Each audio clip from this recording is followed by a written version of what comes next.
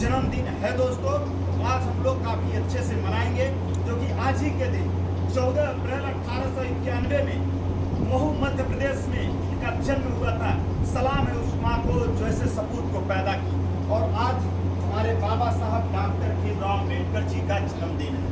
तो आज के दिन काफ़ी खुशी की बात है कि जिन्होंने हमें एक बराबरी का दर्जा दिया, पढ़ाई का महत्व समझाया और लोगों के बीच में कैसे रहना है, इस भारत के इतिहास को बदला, संविधान लागू किया।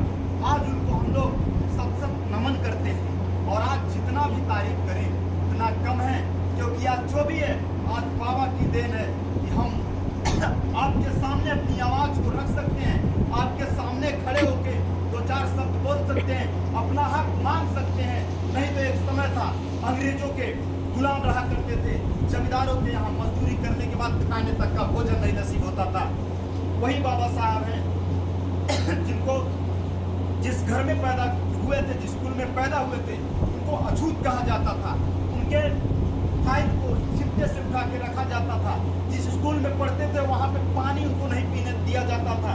और आज वही बाबा के पास पूरे 32 डिग्रियाँ हैं और 15 से 18 घंटे जो पढ़ाई करके खुद को प्रेजेंट किए वो थे बाबा डॉक्टर भीमराव अम्बेडकर साहब।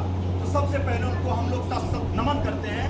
और यहाँ पर देख सकते हैं बाबा साहब की प्रतिमा लगी है काफ़ी अच्छे तरीके से। तो सबसे पहले हम बाबा साहब को माल्य अर्पण करते हैं। पहली बार बाबा साहब की हम जयंती मना रहे हैं इस तरह। तो अगर कोई चीज़ बुरा लगे तो हमें माफ़ करना, क्योंकि आज जो भी हैं इन्हीं की देन है कि आप लोगों के सामने हम अपनी बात को रख सकते हैं। जो लोग भी बाबा साहब को मानते हैं बस इस वीडियो को देखिए और एक कमेंट जरूर करिएगा कि कौन कौन बाबा साहब को मानते हैं, मनाते हैं। तो आज हम लोग जा रहे बाबा साहब के उपलक्ष्य में केक काटने। तो कैसा लग रहा है आप सबको? बहुत ही अच्छा लग रहा है, क्योंकि पहली बार हम लोग भी शामिल हैं।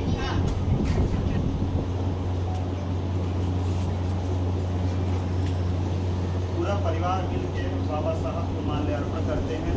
उसके बाद एक प्यारा सा केक काटते हैं जो कि बाबा साहब के उपलक्ष्य में। जिनको भी अच्छा लगेगा तो वीडियो को पूरा जरूर देखिएगा।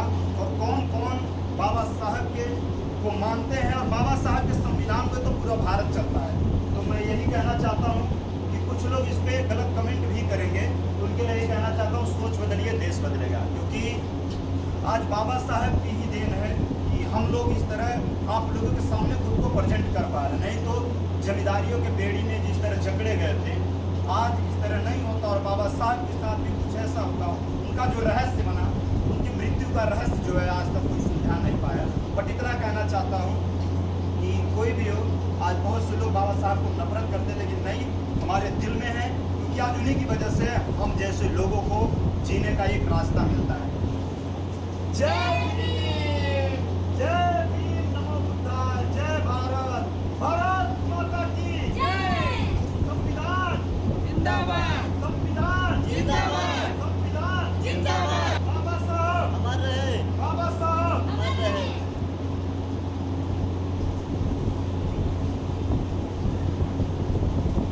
तो दोस्तों देख सकते हैं कि कटने के बाद सभी लोग आशीर्वाद दे रहे हैं और हर इंसान को बना जय भीम, जय भीम, नमो बुद्धाय, भारत माता की जय, भारत माता की जय। बाबा साहब के उपलक्ष्य में जब बाबा साहब का जन्मदिन है तो सोहर तो बनता है। उसी पे हम एक सोहर प्रस्तुत कर रहे हैं। तो चलिए दोस्तों, अच्छा लगेगा तो लाइक जरूर करना। कि जुग जुग जिया तुला बनवाया लिहाला जनमावानु हो। कि जुग जुग जिया तुला बनवाया लिहाला जनमावानु हो। कि रहे 14 अप्रैल के दिन आया चैत के महीना वानु हो। कि रहे 14 अप्रैल के दिन आया चैत के महीना वानु हो। दोस्तों, उस माँ को सब नमन है जो बाबा साहब भीमराव अम्बेडकर जैसे पुत्र को प्राप्त किया, पुत्र को पैदा किया। मैं यही कहना चाहता हूँ हर माँ से और हर बच्चे से कि बाबा साहब के उन नक्शे कदम पे अगर चलेंगे तो ज़िंदगी सफल बनेगी। क्योंकि हमारे समाज में आज भी छुआछूत, भेदभाव, जात पात, ऊंच नीच चलता रहता है।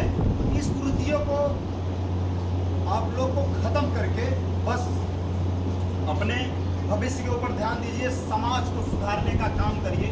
जहाँ तक हम लोग का प्रयास रहेगा सब लोग सपोर्ट करेंगे, सब लोग साथ देंगे, क्योंकि बाबा साहब ने खुद इतना मेहनत करके, इतना पढ़ाई करके किसके लिए जिए?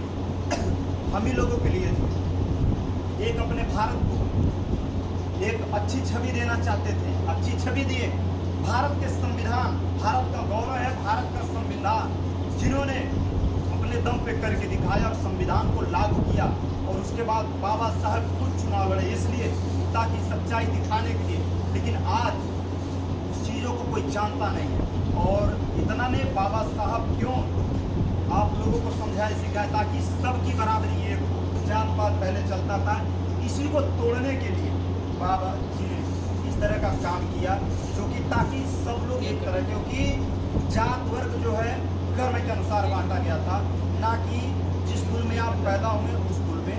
पहले का बात था कि एक अछूत घर की महिला, जिसको लोग अछूत मानते हैं, वही जाके दूसरे के घर में बच्चा पैदा करती थी, और वही बच्चे को 21 दिन उसका हर चीज़ साफ करना, पोंछना, हर चीज़ करना। लेकिन वही 21 दिन के बाद जब बच्चे को नहलाया जाता था तो उसी माँ को छूने नहीं दिया जाता। क्यों? क्योंकि कहेंगे इसको छुएगा बच्चा तो अछूत